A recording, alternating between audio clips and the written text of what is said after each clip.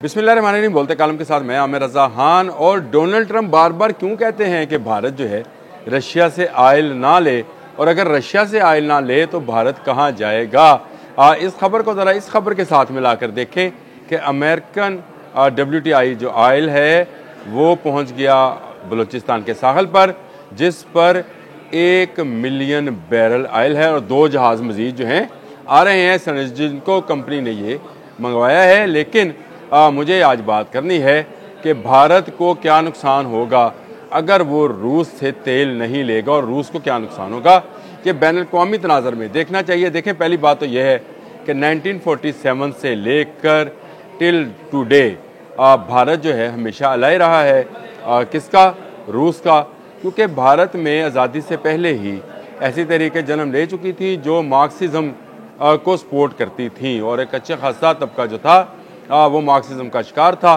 मुसलमान क्योंकि इस लादीनियत से दूर रहे तो इसलिए मुसलमान जो है पाकिस्तान का किसी सूरत इनके साथ शामिल होना बनता नहीं था। लिहाजा एक नया कुशन जो है वो पाकिस्तान की सूरत में सामने आया और पाकिस्तान ने अमेरिका से हाथ मिला लिया। रूस के साथ हाथ मिलाने वाले भारत ने 1950 में उसके साथ मुआहदा किया और असले की पहली तरसील जो है वो की, जिसमें 12 ट्रांसपोर्ट तैयारे थे, कुछ MI-4 हेलीकॉप्टर उस वक्त हुआ करते थे वो थे, और कुछ तोपें वगैरह थी जो उन्होंने रशिया से परचेज़ की। वाइस वर्सा अमेरिका ने भी कुछ असला जो है वो पाकिस्तान को फ़रोख्त किया कर्ज़ की सूरत में।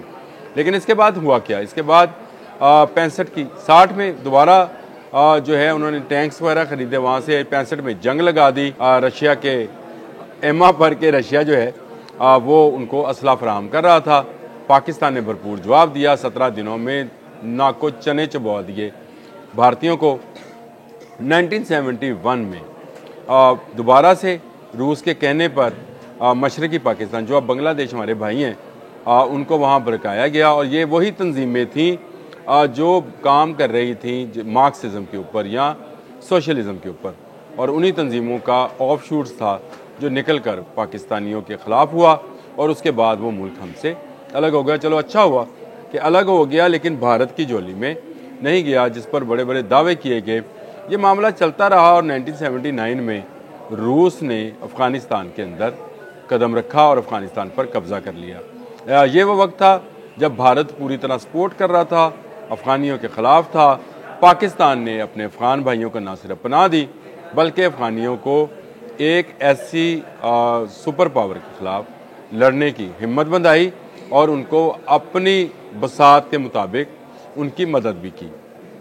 रूस जो है वो इस दौरान भारत के साथ मज़ीद टाइज़ में चला गया और मज़ीद मुआहदे जो हैं वो करता चला गया, जिसमें एक बड़ा मुआहदा जो है असले से हटकर ऑयल का मुआहदा है। इसमें तकरीबन सालाना $2.5 बिलियन का फ़ायदा हो रहा था भारत को, क्योंकि रूस को जंग के लिए बड़ा पैसा चाहिए था। वो अपना ऑयल चीन को दे रहा था, तुर्की को दे रहा था, लेकिन उसका तीसरा बड़ा बायर जो था वो भारत बन गया, और भारत ने ये जो है ऑयल ख़रीदना शुरू कर दिया, और ये इसमें उसकी बचत भी थी। और बड़ी बड़ी कंपनियां जो हैं मार्ज़ वजूद में आ गई, जो रशियन ऑयल को ना सिर्फ रिफ़ाइन करती थी बल्कि जो है उसको इस्तेमाल करके लाखों करोड़ों डॉलर भी कमा रही थी। ये मामला चलता रहा 2020-21 तक। नई कंपनीज़ आ गई, पुरानी कंपनीज़ बंद हो गई, कुछ सरकारी इदारे बन गए और इन्होंने रशियन ऑयल की इंपोर्ट बढ़ा दी, जो कि अरबों डॉलर में आज भी है। देखिए, ये सारी चीज़ें जो हैं, एक रिपोर्ट है CSIS की। CSIS क्या है? ये centre for strategic study international है, और ये जो है अदारा ये इस अदारे की एक पूरी रिपोर्ट है सिर्फ इंडिया रशिया ऑयल के ऊपर। इस रिपोर्ट को पढ़ने के बाद ये बात समझ आती है कि डोनाल्ड ट्रंप क्यों कह रहे हैं भारत से कि वो रशियन ऑयल जो है ना खरीदे, और रशिया जो है ऑयल से होने वाली आमदन से यूक्रेन में बमबारी और मासूम लोगों की जान ले रहा है। लेकिन मासूम लोगों की जान तो भारत भी ले रहा है, आज से नहीं, पिछले 70 साल से कश्मीर में ही जान ले रहा है लोगों की। इस पर जो है हमेशा आवाज़ हमने उठाई और उठाते रहेंगे, इस पर बाद में बात करते हैं। लेकिन ये एक बड़ा मामला था। इसको इसमें मिसाल के तौर पर इस तरह से समझाया गया है कि अगर रशिया ने फॉर एग्ज़ाम्पल 262 बिलियन डॉलर की टोटल एक्सपोर्ट की है तो 113 बिलियन सिर्फ भारत से कमाए हैं। और 2030 तक इसको 100 बिलियन तक मज़ीद यानी इसमें 56 बिलियन सालाना बनते हैं, इसको डबल करना है 2030 तक, ताकि भारत जो है मज़ीद फ़ायदा पहुंचा सके रशिया को। इस तरह से रशियन इकॉनमी को मज़ीद मज़बूत बनाया जाता रहे। एक अदारा है वर्टेक्स, इसके मुताबिक रूस का 38% ऑयल भारत इंपोर्ट करता है और ये बड़ी इंपोर्ट है। इसके बाद जो है वो सबसे ज़्यादा तो चाइना की है, 84% है, और तुर्की की 37% है, 38% हो गई है रूस की, और इसको 2028 और 2029 में डबल करना है, यानी चीन और तुर्की से भी ज़्यादा ये करना है। ये मामला सारा था क्या और इसमें इतनी गहरी बात क्या थी?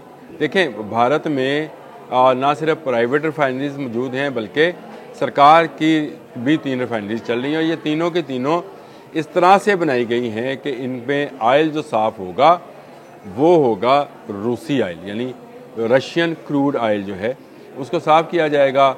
लेकिन भारत ने आहिस्ता आहिस्ता आहिस्ता इसकी इंपोर्ट बढ़ा ली। इसका आप अंदाज़ा इस तरह से लगाएं कि इनका एक प्राइवेट ग्रुप है रिलायंस, अडानी वाले रिलायंस ग्रुप है, इसने एक साल में 4,50,000 बैरल ऑयल रशिया से ख़रीदा और इसको रिफ़ाइन किया, कुछ एनर्जी में इस्तेमाल किया। रिलायंस उनकी बिजली बनाने वाली कंपनी भी है, यानी एक ही ग्रुप है और ये ग्रुप रिफाइनरी का काम करता है। ये तो सस्ता ऑयल लेते रहे, यानी ये सब्सिडी लेते रहे रशिया से, लेकिन ये सब्सिडी नीचे ट्रांसफ़र नहीं करते रहे अपने लोगों के अंदर। दूसरा ग्रुप जो है न्यारा एनर्जी है जी, ये भी बिजली की कंपनी है और साथ में इनके पेट्रोल के कारोबार हैं। इन्होंने 2,40,000 बैरल जो है ऑयल ना सिर्फ रशिया से मंगवाया और इसको फ़रोख्त किया और इसमें से लाखों करोड़ों डॉलर जो है कमाए। लाज़मी बात है, इसमें अगर उन्होंने कमाए तो मोदी सरकार के भी लोगों ने काफ़ी पैसा कमाया होगा। लेकिन ये सिर्फ ये प्राइवेट 2 कंपनियां नहीं हैं, सरकारी तौर पर भी इंडियन ऑयल कंपनी है, IOC उसको बोला जाता है। इसके बाद भारत पेट्रोलियम, BP आपने अक्सर देखा होगा, ये किसी ज़माने में ब्रिटिश पेट्रोलियम हुआ करती थी, ये चली गई और इसको हमने तो PSO कर लिया, पाकिस्तान स्टेट ऑयल। उन्होंने इसको BP रहने दिया, यानी भारत पेट्रोलियम के नाम से रखा। और तीसरी इनकी मंगलोर इंडस्ट्री है जहाँ पर रशियन ऑयल को रिफाइन किया जाता है और बनाया जाता है।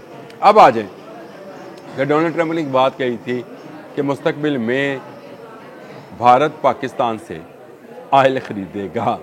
वो कौन सा ऑयल होगा? क्योंकि पाकिस्तान में से तो इतना ऑयल अभी निकलता नहीं है। पाकिस्तान में ज़खायर ज़रूर मौजूद हैं समंदर के अंदर, लेकिन उनको अभी निकाला नहीं गया है।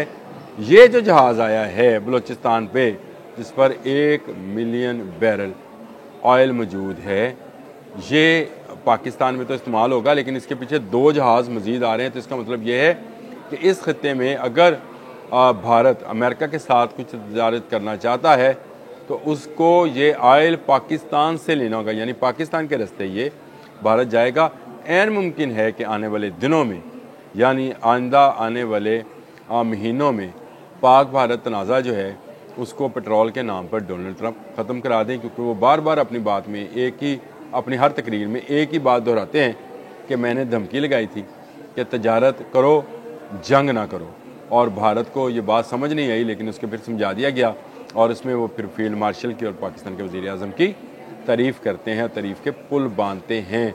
तो बड़ी वजह आप समझ आ रही है कि अगर रूस से भारत तेल नहीं लेगा तो उसकी इकानमी डाउन टू अर्थ हो जाएगी। जो अभी इस वक्त उसको मसनूई बढ़ावा है, उसके पीछे रशियन ऑयल है जो उन्हें कम कीमत पर मिल रहा है। रशिया इस वक्त फंसा हुआ है क्योंकि उसकी गैस और ऑयल की यूरोप में तरसील बंद है, वहाँ पर लेने से इनकार कर दिया गया अमेरिका के कहने पर। अगर अब भारत भी इनकार करता है या इसको बतदरीज कम करता है, एकदम से तो ख़त्म नहीं होगा, अभी बहुत सारी रिफाइनरीज वहाँ लगना बाकी हैं। अगर बतदरीज कम करता है तो एक बड़ा बर्डन भारत की मईशत पर आने वाला है। मैंने कल एक जुमला बोला था कि भारत का दिफा जो है वो गर्दन तक जो है दबा हुआ है और भारत की मईशत भी जल्द गर्दन तक कब्र में चली जाएगी या जला दी जाएगी। तो ये जलाने जैसा ही है, इसकी मईशत के मुर्दे को जलाने जैसा है कि रशिया से इंपोर्ट बंद कर दी जाए, और ये बहुत जल्द बंद होने वाली है, जिसका अमेरिका बार बार अंदिया दे रहा है। और आने वाले वक्त में आपको नज़र आएगा कि जिन साहलों से गुजर कर रशियन ऑयल भारत जाता है उन सालों से ये आयल गुज़र नहीं पाएगा और भारत की इकॉनमी धड़ाम से नीचे आ गया। अब तक के लिए इतना ही। अल्लाह हाफ़िज़।